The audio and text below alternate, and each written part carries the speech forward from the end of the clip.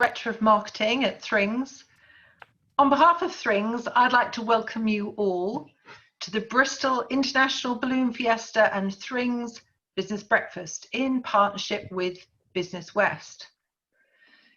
It's really good to see so many of you here. I can't actually see you, but I do know that you're out there because the numbers are growing. The theme for this year's breakfast is Let's Get This Region Flying. And today we've got a real stellar lineup of people to discuss the challenges, but also the opportunities arising from COVID-19 pandemic. Before we introduce the panel, I'd like to welcome the chair of our business breakfast, Steve LeFevre. Hi, Steve. Steve is a broadcaster and director of the media training company, LeFevre Media. I'm going to leave you and I'm going to come back as an attendee. So if you see me disappear, it's not because I'm not interested, it's because I'm going to leave you in the capable hands of Steve LeFevre and the panelists.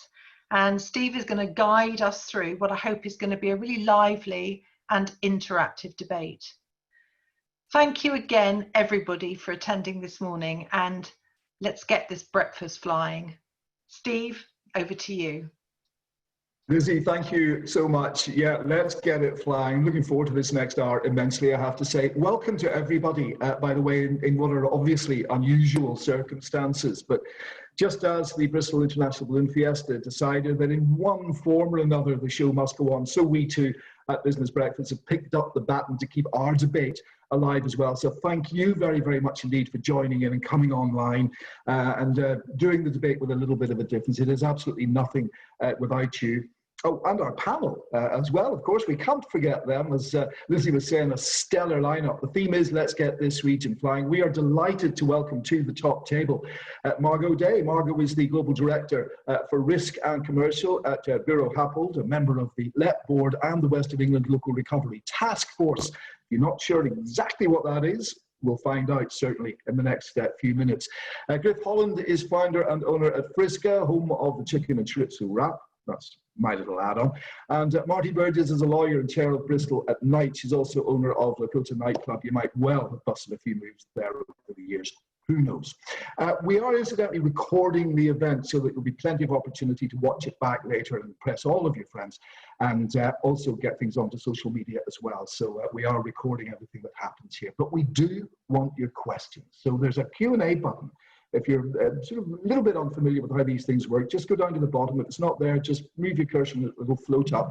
A Q&A button, press the button, put your question in there, and I will make sure that that question, as many of them as we can over the course of the hour, get our panel. So it's your event. Please do get your questions in. We got a fantastic lineup and we'd love to get your questions directly to them. Now, as I was saying, the Bristol International Balloon Fiesta, it couldn't sadly happen in its true form, but with that great pioneering spirit of adapt and improvise, well, certain things have been going on. It's been quite a week as well, and there's some exciting things to talk about. And who better to tell us about the week that's just gone is, I have to say, a very exhausted but nonetheless enthusiastic Ben Hardy. Over to you, Ben. How's the week gone? Great, thank you. I'm just going to share my screen with everyone and a couple of slides. So it's great to have you all here. Thank you very much for joining us for our one of two virtual events we're running this year as part of the International Balloon Fiesta. And I know I've just seen Don Cameron's dropped in. He's listening in as well. I know on behalf of the board of directors who run the Balloon Fiesta, they've been really pleased and grateful to Thrings, Business West and many others, our panelists, for supporting. This year, if you've not noticed, we flew past the city rather than have a whole event. That's our Bristol Together Heart at Ashton Court Estate on Monday morning. We had 48 balloons in the end, launched from the estate and travelled south over the city and then down towards Chew Magna, to Chew Valley. And it was a lovely morning for it. What's amazed us is we in a normal year get a huge amount of coverage, put Bristol on the map, if you like, and we're absolutely delighted with what we've been able to achieve. So 567 pieces of coverage with a reach to over 22 million people. 1.2 million people reached on our Fiesta social channels, Instagram, Twitter and Facebook, and huge national coverage with the Telegraph, Evening Standard, The Independent, lots of great video footage as well, and that's gone around the globe. We've had news channels from the States, India, China, all broadcasting our images, and of course that 128 metre wide Supporting Bristol Together heart that we drew on Ashton Court on Sunday, the day before we did the ascent. And then last night we were back at Ashton Court and we filmed the first ever, we believe, virtual night glow, which will be streamed with Radio Bristol tomorrow evening, 9 o'clock. If you go onto our social media channels, you'll pick up the link there. But as you can see, a great effort. And many local businesses, not just the balloon teams, but many local businesses supporting us to put that show on by giving their time and resource and effort, all free of charge. So it's been a pleasure to do all of that for the city. We're sorry we can't do it in a normal vein, but everyone will understand why. But thanks for supporting us, and have a good panel discussion. And thank you very much indeed. Staggering pictures there as well. But what brilliant work just to keep the whole thing going and keep the profile up there of this fantastic international event that really does put Bristol on the map. We've got a poll for you. Before we come to that, just remind you yet again, just to get those questions coming in. We can put them to Margot, to Marti and to Griff, and anything that you want to ask, basically, to keep our discussion going about getting this region flying. We do want to hear from you. Are you optimistic? What way do you see it going? But what questions would you like to put to our panel? And just to work out, I suppose, a little bit about how your minds are working at 9:10 in the morning, let's have our first poll of the day. So here it comes. It'll be just appearing on screen in a second or two. There we are. And what we want you to simply do is just click the button. If you've ever played Who Wants to Be a Millionaire, there you are. You'll know what to do. First question is, have you joined us at our business breakfast before? Just quite simple, yes or no. Just click the appropriate little box there. Have you joined us at our business breakfast before? Or are you a complete business breakfast virgin? We'd love to know. And the second question is, we need to get this region flying again. Are you feeling positive about the future? Are you feeling positive about the future? Yes, there's lots we can start doing. No, we've got a long way to go. Or C, not sure. And absolutely no shame in that, because sometimes who knows in these situations. So let us know where your mind is at the moment. Have you joined us at our business breakfast before? Click the appropriate button. And we need to get this region flying again. Are you feeling positive about the future? We can start doing things. We've got a long way to go. Or I just simply, I'm not sure at this stage. And quicker than test and trace, we've got the answers for you to our poll. If you've all just been clicking away, we're just going to close the poll now. So if you have clicked, let's just find out how that has worked. So let's bring up the results of the poll. There we are. Have you joined us at our business breakfast before? 60%. And what is maybe encouraging as well is the 40% of the no's, because you're newcomers to it, and I hope you enjoy it. And I hope maybe next year we'll be able to see you in person. But 60-40, which is probably a slightly different split to what we perhaps were expecting. I don't know. But thanks to all of those who've come back to us this year, and welcome, a big, big welcome to people who are just joining us. We need to get this region flying again. Are you feeling positive? That maybe is a very encouraging poll. Yes, there's lots we can start doing, but we are fairly positive about the future. 70%, only 15% saying we've got a long way to go, and 15% not sure. So what a great way to start things off this morning. So thanks very much indeed. We've got a couple more polls coming your way throughout the course of the hour, and also at the end, we'll have another poll just to see if in any way your mind has changed as a result of what you've heard over the course of the past 55 minutes at that stage. Right, let's hear from our panel. What we thought is let the three panelists have 5 minutes free rein to tell us where they are with everything that's happened, how their businesses have changed, where they see the future going, whatever it is they want to talk to us about. So Margot, we drew a lot and you came up first, so you're going to get the ball in for us. So over to you, and just give us your 5-minute presentation. Great, thank you. Hi everyone, I'm Margot Day. I'm the Global Director for Risk and Commercial Law at Bureau Happold, which is a global design and design and engineering company. We've designed everything from stadiums like Tottenham to some of the big stadia in the US. And I guess I'm here in my capacity as part of the business community, but also because I'm part of a business board member for the West of England Local Enterprise Partnership. I was on the news last night, and I couldn't help but hear the Bank of England leader speak about just what the economic situation is in the UK at the moment. And, you know, with a backdrop of the biggest slump that we'll experience in 100 years, there's going to be 2.5 million people will be unemployed by the end of the year. I am very encouraged to see the positivity that came across in that poll. I mean, last night it wasn't all bad news. The GDP slump that they had predicted in March at 14%, they now say is only going to be 9%. And there are some businesses that they think have been badly damaged, but that the furlough has helped to maintain employment in the region. I say all of this kind of bad news against the backdrop of then trying to present what we're doing in the West of England, and particularly through the WECA-LEP, to try and encourage that there should be some green shoots of recovery. So I'm just going to take you through a few of these. Just to reinforce, as part of the kind of government's assistance both to regional economies and to just making sure that we can get the economy thriving again in the UK, a task force was set up all around the country. Now, the aim of the task force is to drive economic recovery. But I also think there's been an aim expressed by many as part of the LEP that it shouldn't just be economic recovery at the cost of everything else.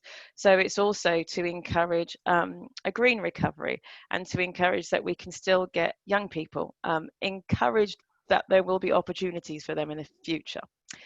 So the task force is led by Regional Mayor Tim Bowles. And it takes the region's business concerns back to the government in the hope that it can influence national decisions while adapting to the new situations we find ourselves and trying to find how we can support residents and businesses with new schemes. So part of this whole recovery is to try to put forward a recovery plan.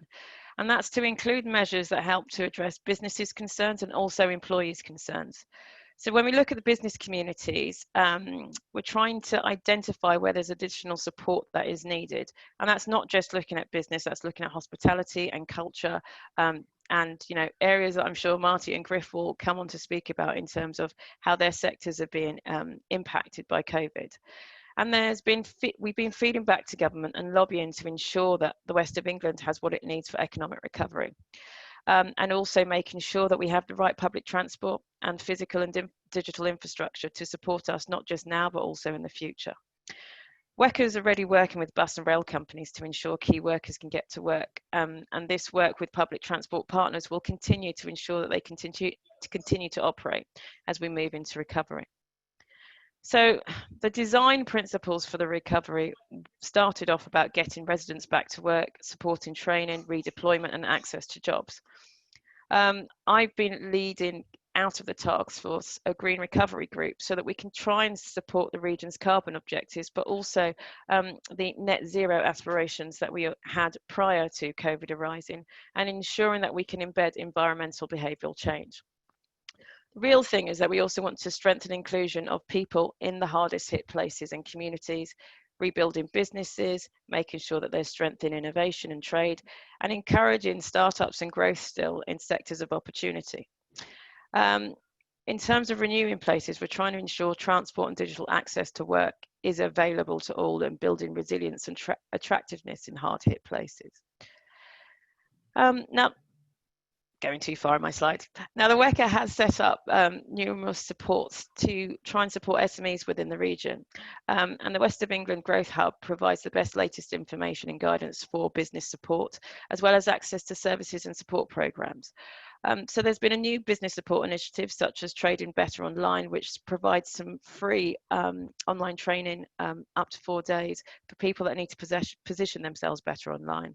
And then there's also accountancy support program, which aims to help businesses just build their financial resilience, innovate and adopt best practice. WECA's Business Support and Skills Programme is trying to reflect the changing needs of businesses during this unprecedented times So the creative scale up, mentoring for growth and workforce for the future were programs that were going on before, but they've now been adapted and enhanced in a way to try and ensure that we can meet the needs of business as they try and deal with the impact of COVID. As I said before, public transport and ensuring we can get key support workers, key workers and others who need to travel to work. There's the coronavirus travel advice page and the key workers travel advice page, which highlights buses, services to hospitals, free car parking and cycling offers for key workers. I think the current themes that are coming out of the task force centre around a real concern about mental health across our communities. Whilst there haven't necessarily been an increase in admissions to hospital, we are concerned that towards the end of the year, there will be a surge in issues, and it's how we as a region can deal with it. In the background, we still have to remember that Brexit is coming and how that will impact communities and businesses amidst the pandemic, and trying to ensure that we can ensure that there are future skills, availability and trading arrangements that can help us in the future. Social cohesion in communities, the disruption of COVID-19, the impact on businesses and jobs, alongside Brexit may place additional stress on our communities. And the question is, how can we try and address this at an early stage? And members of the LEP feel that formalised engagement with government would be helpful, because there's pots of money that they're dividing up across the country, and we just want to make sure that we're well placed to try and leverage what opportunities we have in the region to have that pot of money. The next meeting is going to be on Tuesday, the 18th of August. It's going to focus on positive low carbon changes, job losses, social inclusion, culture, the contraction of high skilled workers, and how we address the lack in public confidence. We're expecting there to be quite a lot of government comms around the preparation for Brexit. But in addition, there are regular updates on the WECA website, and the task force is pulling together a submission into the spending review so that we can try and ensure that we get money into the region. I think I'd kind of conclude in saying that as a business in the region, we have been lucky that we have an international focus and that we've been able to keep ourselves going. The impact of COVID hasn't been as bad as we have expected to date, but we are expecting things to slow down, and particularly in the construction sector. Whilst we're pushing ahead with lots of infrastructure projects, there is a concern that as we go into the autumn, things may start to slow down. Consumer behaviour has certainly changed. Whilst people are back out spending, I think they said, or the Bank of England said yesterday, it's 40% down on where it should be. So I hope that offers some green shoots of how we may try and address the recovery. And yes, I look forward to the discussion later. Thank you. Fabulous. Thank you very much indeed. That's a great overview, really, of business in general and what you guys are doing to try and pull all aspects together. We'll have a few questions, Margot, to put to you about some of the nitty-gritty of that, no doubt, over the next half hour. In fact, the question has flooded in. We'll come to that shortly, but keep those questions coming, please. I know once the debate gets up and running, you'll be piling the questions in, and then we might fall off the end of the hour. But please, Q&A button. I know a lot more people are joining us as we keep going through the webinar, but the Q&A button at the bottom, just click it and put your question. Maybe a name or a company or whatever, just to let us know who you are, and we'll put that to the panel as we go. Griff, Holland, I know you've been building brilliantly and pioneering a new business over the last 10 years, and it's become really one of the names of the high street. It's a great place, Bristol. I think we all know and love it very, very well, but I know it's a day-to-day operation now as to where you go from here. Give us a picture of the business and where you stand at this moment, Griff. Yeah, absolutely. Morning, everyone. I'd say just before I give you a picture of where we stand at the moment, just rewinding back to the last half of last year, or second half of last year and the beginning of the year. I mean, I would take the position we were in then any day, but we've gone into the lockdown and to COVID-19 on the back of what was feeling quite an uncertain environment, economically speaking. The Brexit negotiations and sort of impasse seem to have been going on forever. I think whichever way you voted, you just wanted things to move on and draw a line under it and start afresh. So from our point of view, last year was quite a challenging year. the prospect of Brexit happening and the implication that was going to have on our teams, you know, future labour force flexibility was a concern. But all of that said, it felt like 2020 was going to be a line in the sand. Whatever the situation is, it's now clear. Let's move on. Then the heavens opened. The UK experienced some floods, and then COVID-19 started to happen. So that's me saying it's been a very, very challenging year and a half, irrespective of COVID-19. I think the speed at which everything locked down for us, just as any other business, was incredibly fast and something we weren't quite expecting. What's happened since all of our stores shut? So initially we were desperately planning or thinking of ways that we could just maintain jobs and effectively operate the business on just break-even basis by offering different options to customers. Then Rishi introduced the furlough, and that was an absolute lifeline for 120 of our team, which was fantastic and very, very much appreciated. Over the last 4 months, we've done, we, along with the rest of the hospitality industry, have launched at-home business. So that was something which I think at the beginning of the year was reasonably niche. I mean, there were some big players in the meal kit industry, Gusto, Simply Fresh. COVID-19 happens, and then everyone's piling into the same area. So it's a particularly competitive environment, that at-home industry, but we've certainly launched into it, and we've had mixed success. I think we had big success when we launched for homeowners, when they were, you know, looking forward to having something other than yesterday's leftovers for lunch or dinner, and that started really well. We found that over the course of the last sort of 2 months, sales with the at-home have gone down. What's been encouraging, though, is that the corporate sales for at-home have increased. And I think that's to do with businesses trying to think of ways that they can bring their teams, their companies together in something other than, and no disrespect to this wonderful seminar this morning, a Zoom meeting to discuss the points on the agenda. So trying to think of different ways that teams, companies can come together and stay semi-connected, albeit at a distance. And I think what we're trying to do now is tap into that opportunity. We've had some successful examples of that. Looking to the stores, I'd say the hospitality industry very much feels like a sort of Jekyll and Hyde sector at the moment. You've got sort of neighbourhood hospitality businesses, which seem to be doing incredibly well, and all power to them.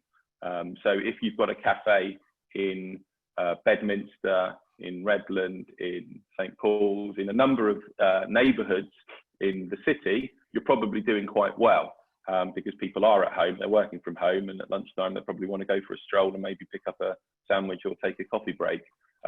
For us, what we felt were our strengths when we started 10 years ago have suddenly become our big weaknesses. Our sort of site appraisal was, look around, can you see people in suits or business attire? Look up, can you see big glass buildings? If those two are ticked, then that's a good place for a Frisker. At the moment, you won't see that many people in business attire, and those glass buildings are empty. And so at the moment, I'm afraid to say I was one of those Eeyores in the poll at the beginning of the morning, which basically said I'm not feeling great about the short term. What does the medium term look like is a question which I would love to know the answer to, and in fact it's one of my poll questions for this morning, so I just need to remind myself what the questions was. Now here we go. I think it's going to be flashed up on everyone's pages now. But what do business leaders see as the new working week within the office context? Is it 1 to 2 days office based?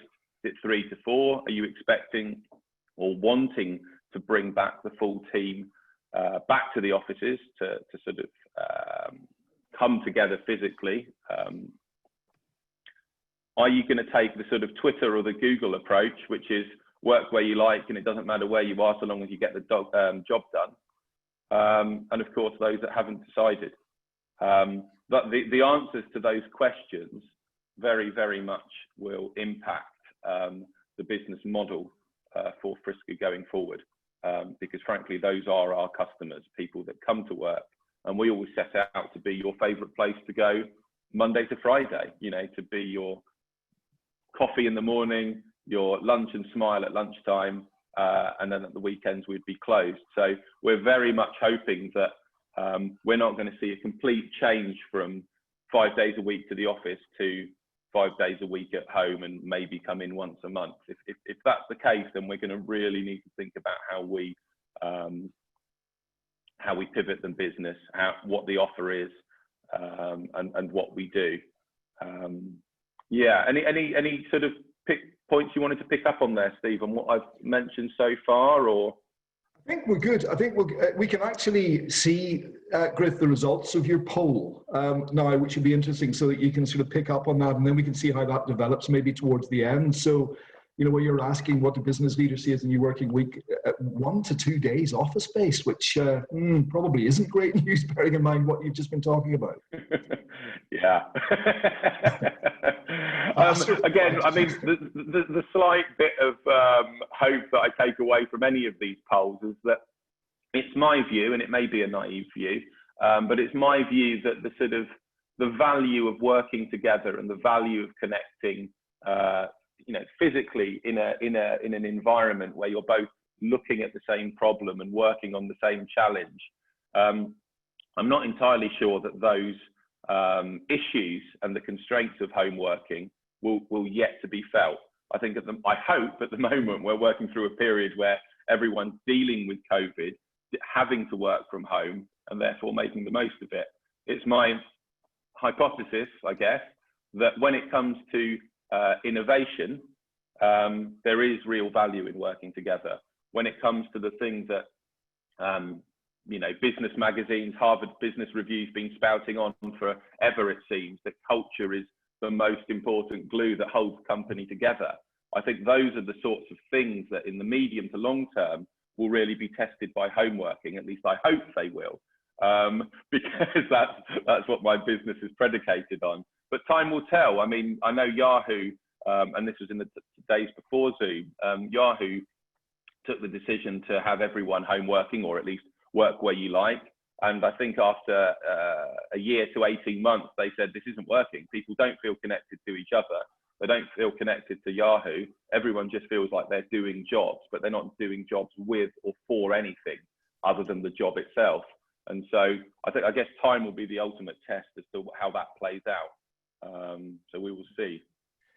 Okay, well, listen, thanks for that. We're going to come back. You ask other points. There are loads of points that will come up from what you've just said. And interesting, just on that bottom part of the poll, how people are communicating, fairly even mix, isn't it? Internal use and emails, but we can talk more about that in a moment or two. Thanks for those questions that are coming in. We'll hold the questions until we're into the actual debate. So thanks, keep those coming in, and we'll put those to the panel very shortly.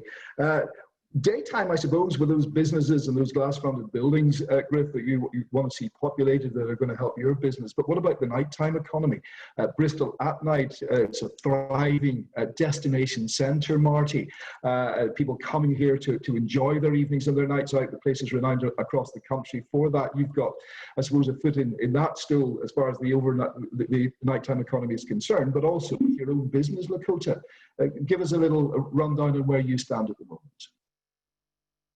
So with Lakota, we're no longer a nightclub, we're an outside event space, and we've been doing things that we wouldn't have imagined a year ago. I mean, our most successful events are comedy. We've never done comedy before, but yeah, as a venue, we just had to do something, and we were fortunate to have a outside space.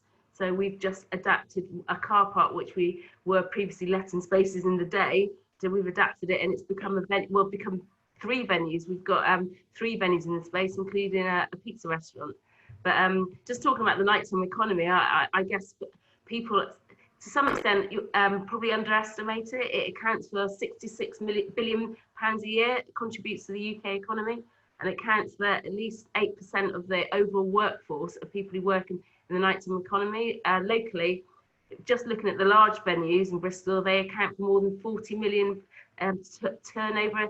That's 40 million pounds into our local economy, and we employ 40,000 employees across all sectors: bar staff, doormen, DJs, takeaways, taxi drivers. It's not just bars and nightclubs, it's the whole sphere. It is part of the nighttime economy, and obviously we've come out of a complete 3-month shutdown, which has been absolutely devastating. And I think generally there's still a lot of concern, like Griff says. We still don't know what's happening. Most places that have opened up, they opened up with sort of at best 40% capacity. I mean, we've seen venues go already. We've lost Flower and Ash as a pizza restaurant's gone. Left Bank's gone. Wilkes has gone, and these are great venues and restaurants, and they're not just small places with these are sort of places with traditionally great footfall. So it's the picture it has not been great, and on average it's estimated that to reopen it's cost each business about £30,000 to introduce social distancing measures, things like temperature scanners, having tables spaced out, having to buy all the kit for the staff, and having people have had to adjust to having working in such a different way with shift patterns, and the same people working in the same shift, and all of this comes at a cost to the businesses. There has been some great government support, but the sector is still feels quite left out of a lot of the support. We've got a lot of people in Bristol who work in the creative sector, working for events. Most of these people are freelancers. They've fallen through most of the cracks. We've had the new Arts Council managed fund, which has been announced, but yesterday we had an email, 8 venues say they're not eligible because they're sole traders. So there's still, and the public, there's still quite a lot of lack of confidence. I mean, I've been out and about looking at who's busy and who's not busy. It seems the weekends have become busier, but Monday to Thursday is still quite quiet. So I mean, we've had a restart of the raves industry. There's lots of illegal raves because young people still want to go out. And I mean, if I'm going to be positive, what's been great is things like the pedestrian isolation, businesses learning to adapt, introducing deliveries. We've had some great open air spaces opened up, breaking bread on the Downs. If you've been past it, it's fantastic. And restaurants that become shops instead of just being a restaurant, and that's worked well for them. Some event clubs have opened up as bars.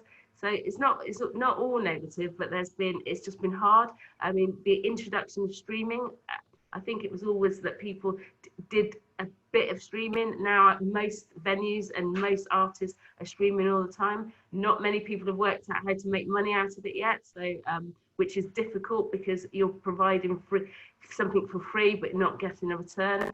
I can see in the industry that the takeaways and delivery option, whereas previously it was only done by certain type of restaurants, now it's done across the sphere and people doing the at-home option. So there's a lot of positive changes. The nighttime economy has also become cashless, which I would never have imagined. But now you go out, nobody carries cash. Us as Bristol at Night, what we've really focused on is getting information out to operators to make sure that the operators in Bristol could take advantage of the support offered by government. I mean, we're trying to do more. We're trying to develop an online platform sort of to amplify the people who are operating. As I said, there's lots of reasons to stay optimistic. We've got the students coming back. Hopefully we'll be able to be open in a way that we can all benefit from the bonanza, which is the students with their sort of pocket full of cash. But yeah, for now there's still a lot of uncertainty, but trying to stay positive and just adapt to the new normal. I love that. It's a bit different from my day. Students with a pocket full of cash, I don't think we'd ever hear the word. But Marti, just to thank you very much indeed for that. A great roundup of the way things are looking at the moment. But I suppose we've never seen such social change. I mean, we can talk about government, and Margot, you'll have a lot of thoughts on that, about help that's come in and changes and furlough, as you mentioned, Griff, and everything else. But people make change. And I think that a lot of people are just adapting completely to this in a way that you might never have imagined.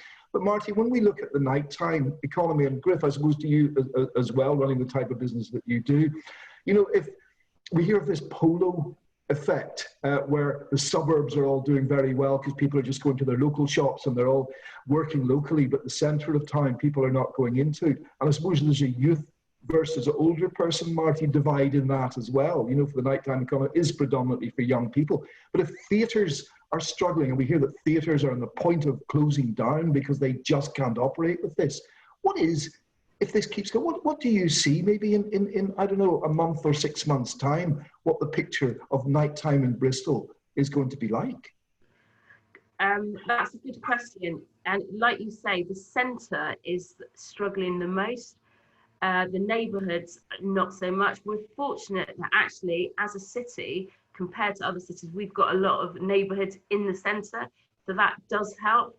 And how I see it going forward, it's really hard. You just don't know, because I mean, if we get stuck in second lockdown, the industry, I don't think could cope with that. But obviously, it will have to cope. But that's going to be devastating. How I see things panning out, it's a hard one, because we just don't know. With the thoughts of a second wave, I don't know. I think we will see closures. The Music Venue Trust has suggested that closures will be up as high as 60 to 70% around clubs, and because they just can't open. You cannot open as a nightclub at the moment, and it doesn't look like you'll be opening anytime in 2020. So businesses surviving with no income at all for that length of time, you know, they won't survive. So unless there's another government intervention, or this Arts Council managed fund is open to all venues, I think there'll be a certain sector which would just disappear. However, within the whole thing, there are real positives. You know, the neighbourhoods, the restaurants, the small restaurants in a neighbourhood where people live can do well. I've spoken to people who have said they've reopened and their business is doing very well. At Locator, as I said, we're fortunate. Over this summer, we're doing probably better than we usually do in the summer, because of there's no festivals, there's no disappearing of the population. People are here and want somewhere to go. But what happens in October or November when it starts to get cold, we'll just see. Yeah, and Margot, I mean, when we talk about people adapting, the number of people I've talked to in a bizarre sort of way said, I've had a good lockdown. You know, the weather's been brilliant. I found that I could work at home, and actually I've done things that I wouldn't otherwise have done. So while this is, and I've heard you say, Marti and Griff, devastating, we've run out of superlatives for this thing, but you know, when people can work from home, and I know of certain companies who've already decided, major companies, to go to 2 to 3 days a week because it's working for them. That's going to make a vast change. How, with the task force that you're working on, are you taking that into consideration? That this is one of the biggest social changes in the history of our time, really, as far as workforce is concerned. How do you see that working? I guess if I talk about it first in terms of my own experience within our company, you know, we have had to model how we can have occupancy rates in the office at pre-COVID levels, and with social distancing and the flow around the office, it's not going to be possible for us to do that. So, you know, we started talking about having 10%, 20% back in first. We'll ramp up to the occupancy rate, but I think the rationale for why people say they'll only be working in the office for 1 to 2 days is because of the social distancing factor, and you can't go back to the same occupancy that you had before. Sorry, but isn't it also because certain companies can work easily from home, or even perhaps better than home, than bringing everybody commuting maybe an hour, whatever it is, to get into the city centre, get into these glass-fronted buildings that Griff's talking about. You know, that through this terrible, tragic series of events, we have found a new way of working. I do agree there's definitely been a new way of working, and the dinosaurs across the construction sector, I'll say that, have certainly never been keen on people working from home, and then suddenly they've had to face it and gone, oh, actually it is working. I think there was a point that Griff said about culture though, and particularly for some of our younger staff and our graduates, and being able to interface with people is very important. And the point about innovation is it completely possible to innovate doing it from Zoom meetings. We've had various company meetups where people could meet with other team members, and so many people have come back and said, I absolutely love just being able to see someone in person as opposed to over a Zoom meeting. I am Zoom meeting and team meetings out, which I'm sure many people are. So I do think there's a need still to collaborate by actually being together. We're probably going to move to a model of people being in the office two to 3 days a week. And that's because people are saying it works for me to still work from home. I do want to come together to collaborate. So Griff, I don't think that it's going to be that the footfall will be completely down. I just think that you will have office occupancy, but it won't be as as dense as it was previously. The other point that I didn't sort of raise, I talked about culture and connection with the employer and with each other. But the other point that I don't quite understand how it would work at a distance remotely would be for the sort of the next generation. So much of what we learn and how we develop at work is by observing, working with others, and not necessarily in a structured way. It might just be hearing how people are working together, listening in on how people are approaching challenges. And when you feel confident enough, you can say, oh, I've done this. This really worked for me. That, to my mind, goes out the window. So if I was, let's say, a graduate coming into this space, I would feel quite lost at sea, in terms of like, how the hell am I going to figure out what to do? I guess sometimes we all feel that. And how am I going to figure out what the right thing to do is? But that will be even more the case if I'm, a graduate stuck in my bedroom, trying to learn what it is is meant to be my job. So again, that's another question that I don't have the answer to. But I think that is one that we've had to address, particularly as a company, because the whole design process, it's an iterative process whereby you're constantly learning and working off of people, and that's why working in an open plan office really works. So the kind of staff cohort that we've targeted has been the graduates, the people that are learning still. But you still need the leaders to come into the business and to be around. And it's how do you get that balance right, that you've got the right people in the office that are still going to learn from each other. But where's the lifestyle going? I mean, I love going into a city and it's bustling and it's loads of people around and they're all going about their business. To come down, Zoom has been a lifesaver really through this pandemic, because people can communicate, but it's not the same as face-to-face, but just the ordinary office banter, going in and meeting people and seeing a different group of people than you're going to see during your life at home, and then come back home and see your family. Surely that is so important, isn't it, in the working life? It's not just about productivity. What do you think, Marti? Yeah, absolutely agree. I mean, post-work drinks, it is such an important part of the culture and what you are as a place, a city. I mean, that's also the thing with the nighttime economy. It's so much it's not only it's culture, but it's also the city's identities around what you do when you're going out. And it's I just think it will be different. It's not gone, but it's just different, and we'll have to adapt to it. I mean, working 1 to 2 days in the office, you will have to eat a sandwich, you will probably go out for a drink, and on other days you'll have your Zoom meeting. You have the amount of Zoom quizzes I've done, which is not for me. Zoom quizzes with a glass of wine. I've done an online wine tasting. It's just you just want to interact with people, but you're just doing it a different way. Yeah, actually, just on your nighttime economy, hello to Stephen Chan in Weston. So there's a nightclub there. It's apparently going to open next Friday. They're doing a pre-bookings virtual DJ, so it's operating with a difference with COVID in mind. I think that working in the office 2 to 3 days and home working the rest of the week could enhance productivity in terms of making the most of coming together. So there we are, different arguments. to that. Esther Keller sends us a message and says, COVID is not the only factor affecting business today. Leaving the EU has also far-reaching consequences. What new international opportunities should we be focusing on because of these events? Margot, over to you. I think the west of England is well placed in terms of, trying to have an international reach, both with universities that are here and just, different campuses. We have things like DETI that's trying to look into the engineering skills. We've got the Gravity site that's been developed so that there can be innovation that's encouraged. And that's trying to encourage international investment and innovation into the West. I do think that perhaps with COVID-19, we are forgetting about the Brexit impact, and there's a real need for us to be prepared and ready to address what exactly Brexit means, because it's happening in, the year is ticking by and it's going to be happening quite soon. There needs to be a bit more in terms of what we can understand as a region and what our businesses understand they'll need to do.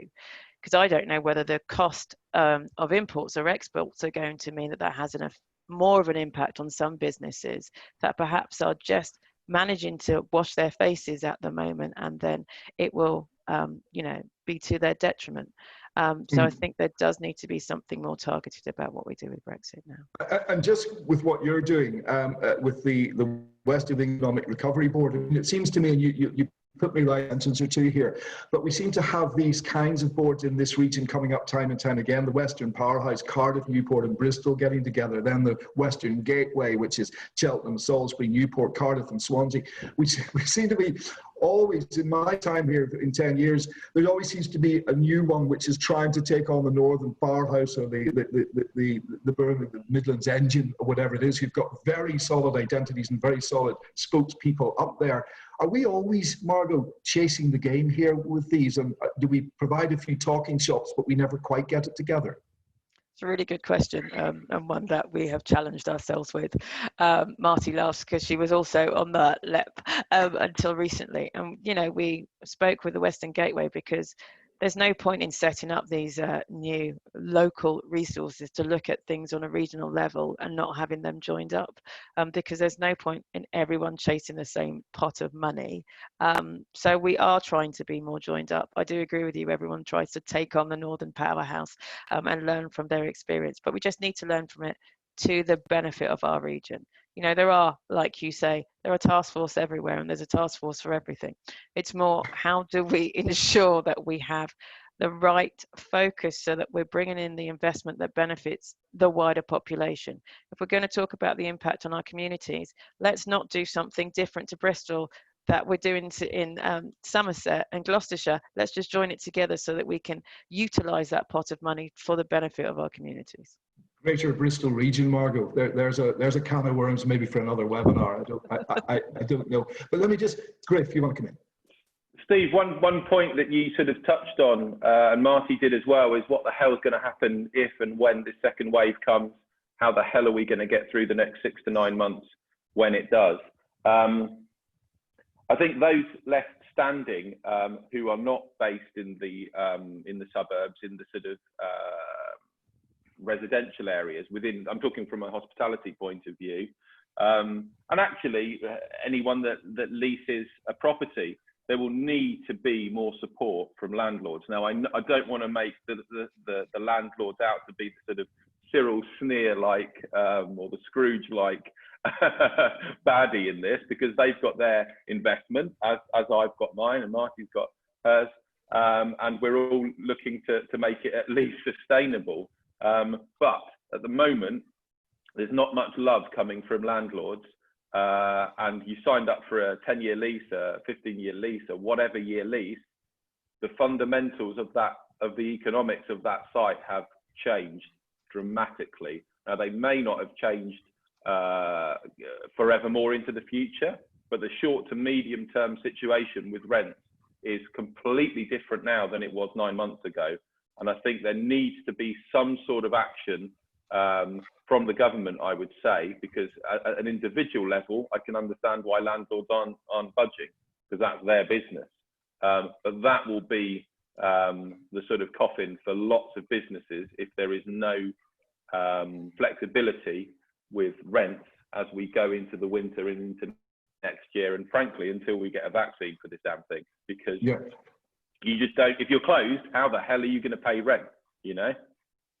Have the government played well in this? I mean, we heard you mentioned the furlough scheme, which was a lifesaver in some ways for you, Griff, with your staff and workforce. But you know, and I'm no champion of governments, but you know, have they done pretty well in reacting financially? Never mind whether we reacted too late and all of that stuff. That's a completely different story. But as far as the economics are concerned, have they done well in this country compared to others? Do you think? Have you been helped? Yeah, yes and no. I mean, for the team, 100% the furlough has been incredible. Longer term, I'm not sure how sustainable a furlough scheme is, because are you just prolonging the inevitable? You know, if the site will never return back to pre-COVID levels, then it sort of feels like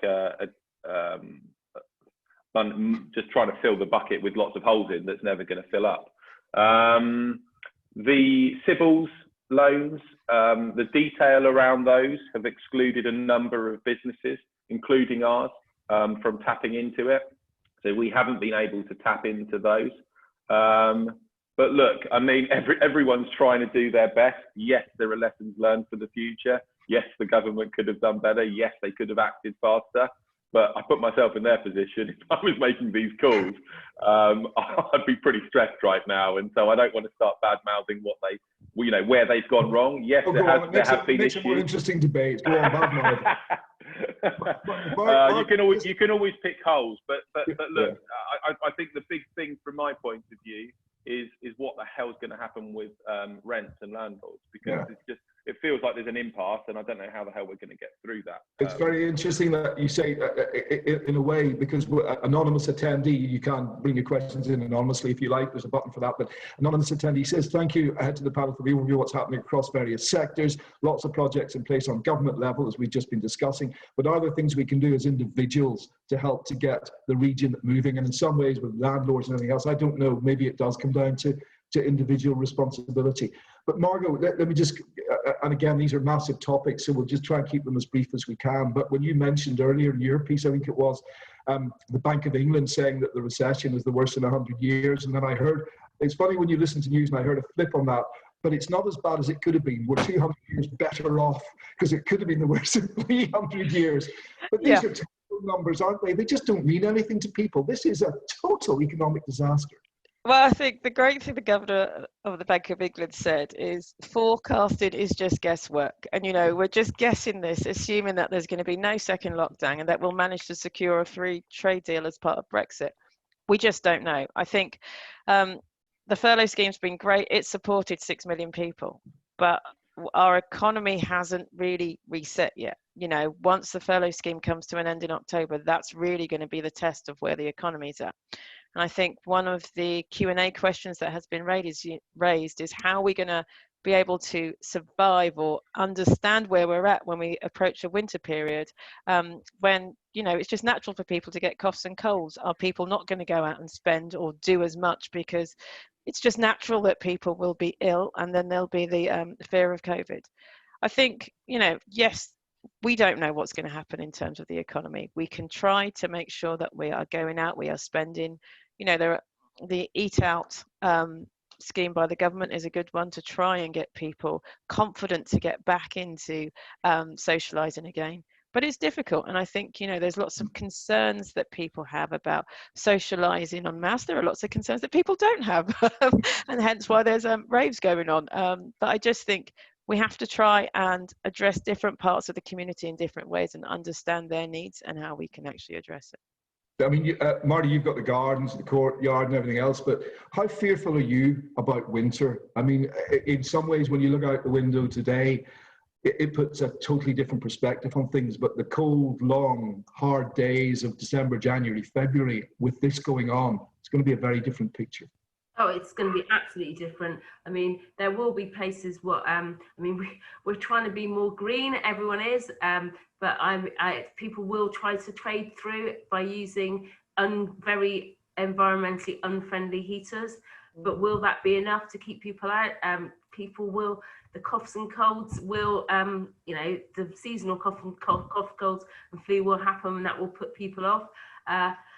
it's just going to be difficult. And I think without, and I agree with Griff, the government support has been great and has helped these people survive. And there's, to some extent, it has to stop. But actually, I think as a sector, the hospitality sector will probably need more support.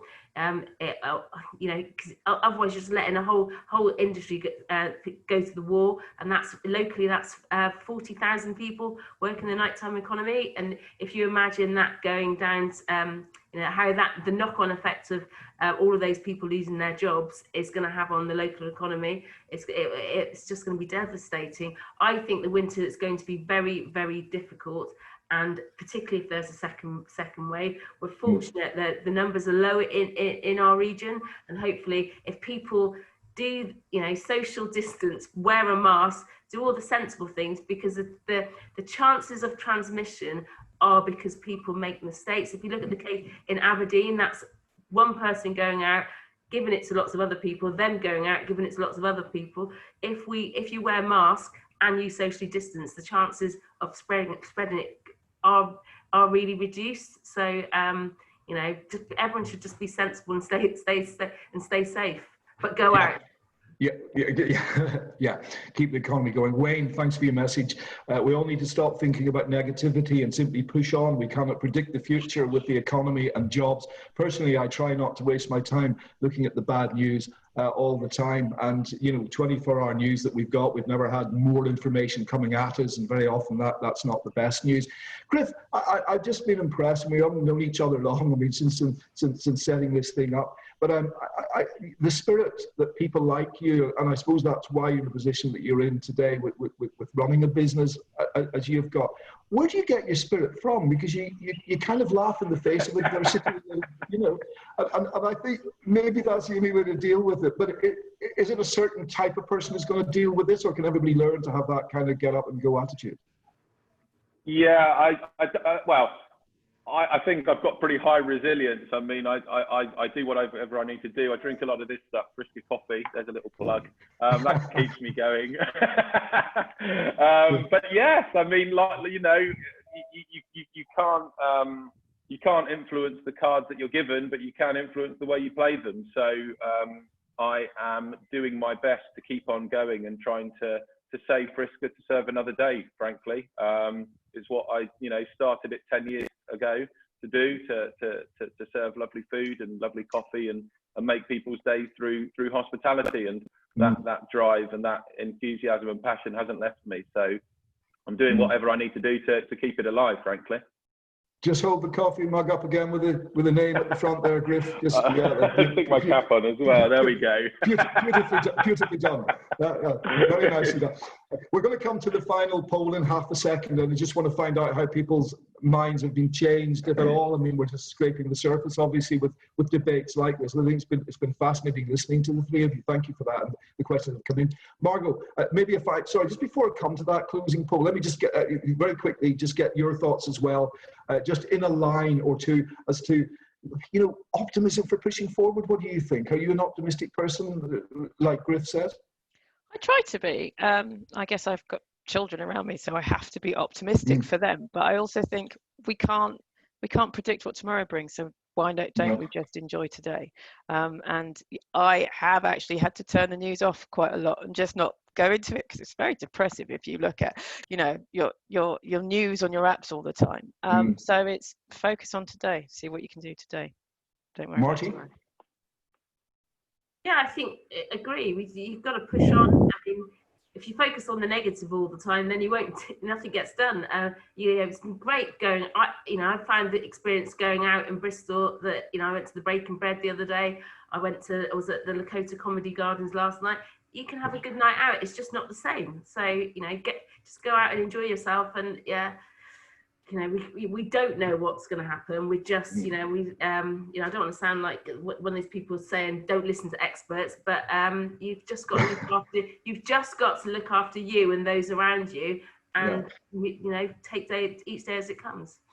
Brilliantly said. Let's have a look at that final poll, if we could, and if everybody could just click on their buttons. Not sure, is it coming up on the screen? There we are. Lovely.